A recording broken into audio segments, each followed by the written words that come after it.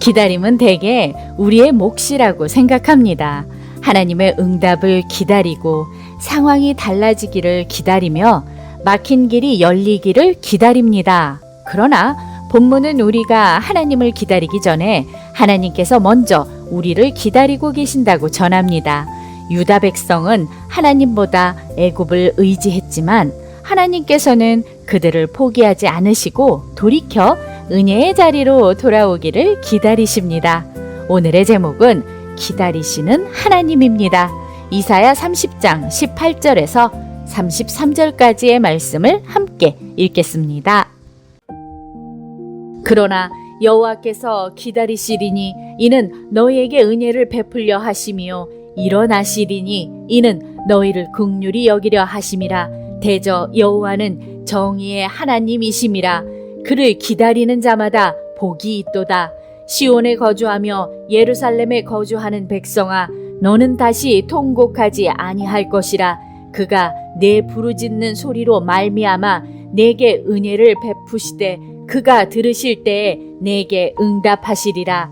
주께서 너희에게 환난의 떡과 고생의 물을 주시나 내 스승은 다시 숨기지 아니하시리니 내 눈이 내 스승을 볼 것이며 너희가 오른쪽으로 치우치든지 왼쪽으로 치우치든지 내 뒤에서 말소리가 내 귀에 들려 이르기를 이것이 바른 길이니 너희는 이리로 가라 할 것이며 또 너희가 너희 조각한 우상에 입힌 은과 부어 만든 우상에 올린 금을 더럽게 하여 불결한 물건을 던짐같이 던지며 이르기를 나가라 하리라.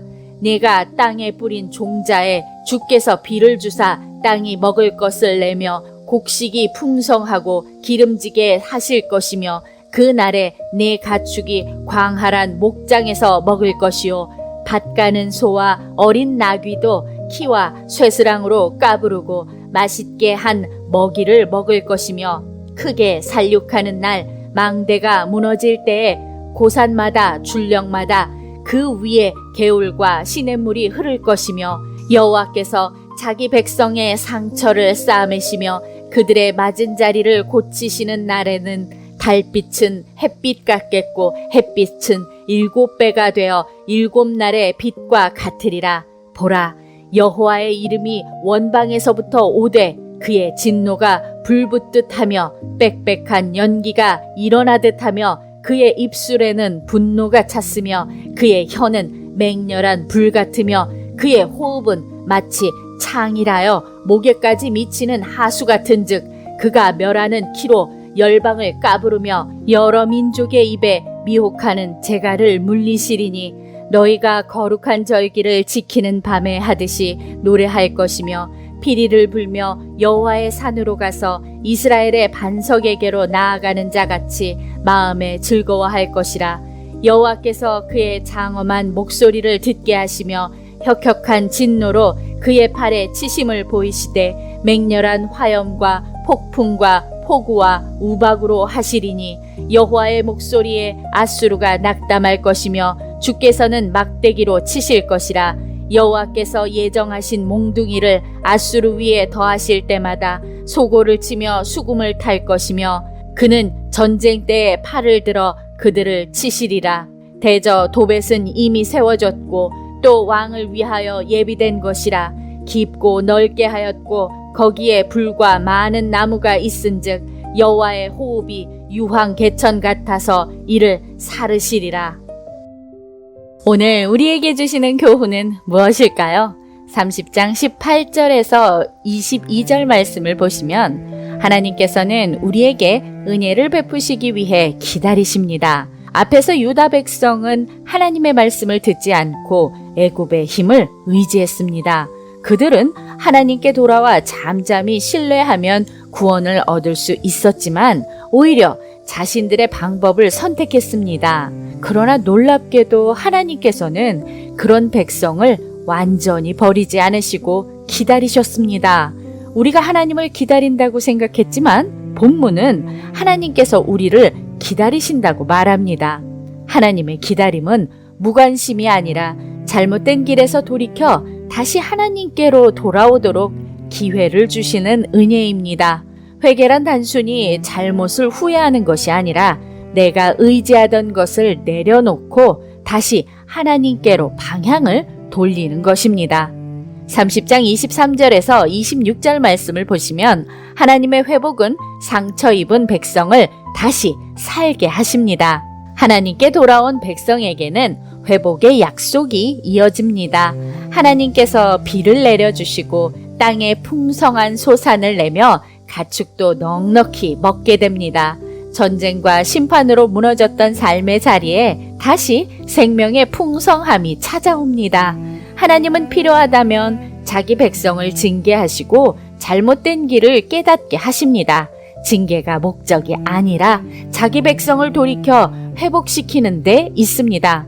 그러나 우리는 상처만 바라보며 하나님이 우리를 버리셨다고 생각할 수 있습니다.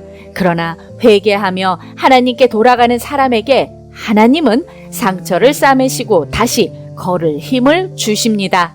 회복은 단순히 형편이 좋아지는 것이 아니라 하나님과의 관계가 바로 서고 다시 그분의 말씀을 따라 살아가는 것입니다.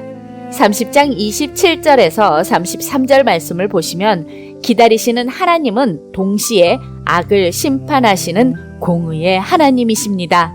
은혜와 회복을 말씀하시던 하나님께서 이제 자기 백성을 위협하는 악의 세력을 심판하십니다.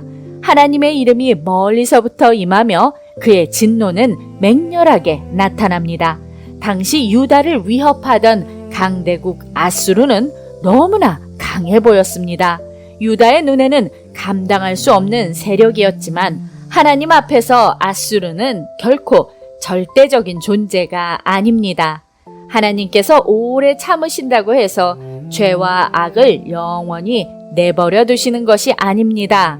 은혜를 베푸실 때에는 한없이 기다리시지만 하나님의 때가 이르면 반드시 공의로 판단하십니다. 우리는 세상의 힘을 두려워하기보다 공의와 은혜로 다스리시는 하나님을 신뢰하며 살아갑시다. 기도하겠습니다. 하나님, 오늘 우리에게 주신 말씀대로 은혜를 베푸시기 위하여 우리를 기다리시는 하나님의 마음을 깨닫게 하여 주시옵소서. 상처 입고 지친 삶의 자리에서 우리를 싸매시고 고치시는 하나님을 믿게 하시며 어려운 가운데에서도 하나님께서 우리를 버리지 않으셨음을 기억하게 하여 주시옵소서. 예수 그리스도의 이름으로 기도드립니다. 아멘. 우리는 하나님을 기다리는 시간이 길다고 생각하지만 어쩌면 하나님께서 우리를 기다리신 시간이 더 길었는지도 모릅니다. 세상의 빠른 해결책보다 하나님의 말씀을 선택하고 우리의 계산보다 하나님의 길을 신뢰하며 살아갑시다. 우리를 기다리시는 하나님의 은혜를 붙들고 우리가 하나님께로 한 걸음 더 가까이 나아가며 오늘도 광야 같은 세상에서 하나님의 말씀으로 승리합시다. 저는 내일 다시 찾아뵙겠습니다.